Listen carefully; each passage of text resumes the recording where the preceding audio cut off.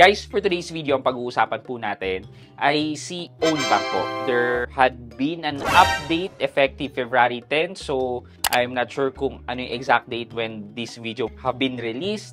Pero, yun, this update took effect on February 10. And if you are an Ownbank user, you should know this kasi kung hindi, baka later on, makugulat ka na lang na bakit lumiit o nagbago yung amount na natatanggap nyo from your money. So, pag-usapan po natin itong changes na to and how would it affect you and ano ba ang take ko dito. Well, samahan nyo ako, pag-usapan natin yan. Sit back and let's discuss. Coming right up.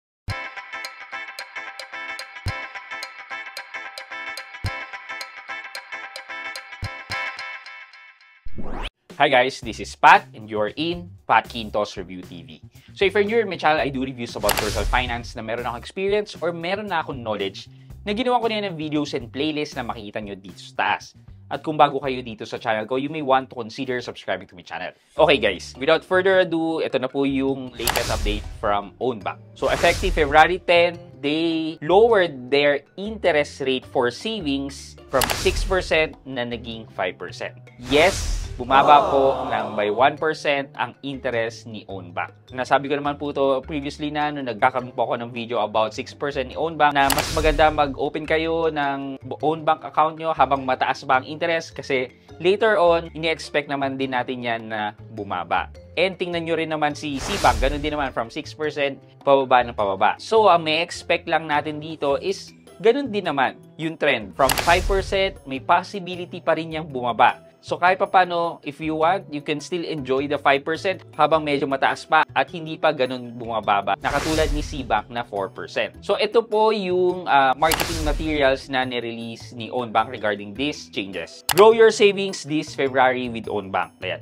5% savings interest rate per annum. Skip the fees. Stack the savings with Own It. More savings, more growth with OwnWish at 5.5% savings interest rate per annum. So, explain natin yung pinagkaiba. Bakit 5.5? Okay. Fee-free account. Wala daw fees ang pag-open ng account with Ownbank, which is dapat naman. Daily interest earnings. O yun. So, at least daily pa rin ang crediting ng interest. And then, free transfer fees. So, at least hindi nalagyan ng limit ang transfer fees. Okay, ito. Starting February 10, 2025. So, ito pa. More savings, more growth. With our best interest rate on your terms. So, ito naman yung changes sa interest rate. So, medyo bumaba din talaga. Yung 15 days, 5.3%. Yung 30 days, 5.5%. Yung 90 days, 5.8%. Yung 180 days, 6%. And then yung 360 days, 6.5%. So, we can check now kung ilan yung interest rate ng time deposit.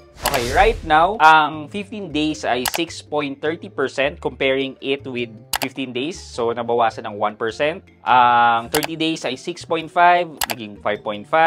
Ang 90 days ay 6.8, naging 5.8. Ang 180 days ay 7%, naging 6%. And ang 1 year natin or 360 days from 7.5%, naging 6.5. So, yeah. Ganun na siya ngayon. Wala akong masabi but wala pang matagalan talaga. Yun lang masasabi ko. Anyway, i-check natin yung OwnWish. Yung OwnWish, bakit 5.5%? Yung OwnWish kasi, it's more on personal goal.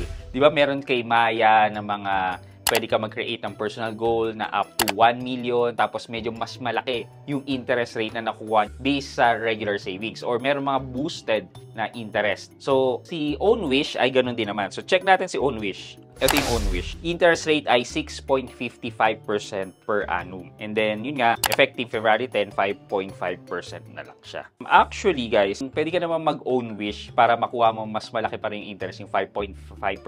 Pwede mo namang i-terminate tong goal na to. However, guys, hindi mo makukuha yung interest rate kasi from the current na interest rate kung kailan ka nag-subscribe dun sa Wish na yon. Like, kung kunyari ngayon ka nag-subscribe 5.55, kapag terminate mo yan, bababa yung interest rate na makukuha mo. So, yung estimated na kinita, liliit pa. Kung kunyari nakikita mo kumikita ka ng 100 pesos, dahil tinerminate mo yung wish mo nang hindi pa nagmamature, babagsak yun.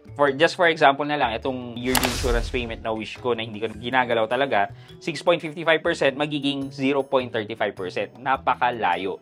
edi might as well na nasa savings mo na lang at 5%. So, basically, ganun lang naman yung recent update with Own Bank. Wala akong ibang masishare sa inyo kung hindi medyo nalulungkot din po talaga ako with these changes. But like sa C-Bank na ganun din, na bumaba, nakakalungkot din po yun. Pero we just need to move on and use the resources na meron sa atin or na available sa atin right now. So, kung meron pa dyan na mas malaking interest rate like the CIMB na kaya nyong gawin yung promotion nila na up to 15%, why not, diba? You can go ahead, use CIMB. But if gusto nyo medyo chill-chill lang, you can use Own Bank, C-Bank, kaya medyo kahit papano 5% and 4%, malaki na rin po yung interest na yun without doing anything. Kung ang tanong nyo ay tatanggalin ko ba yung pera ko with Own Bank or ililipat ko yung pera ko, well, hindi naman. So sabi ko nga, right now medyo mataas pa rin yung 5%. So until medyo mataas yan, edi go lang. Katulad na lang ng Maya, mataas din po yung Maya until bumaba sa 3.5%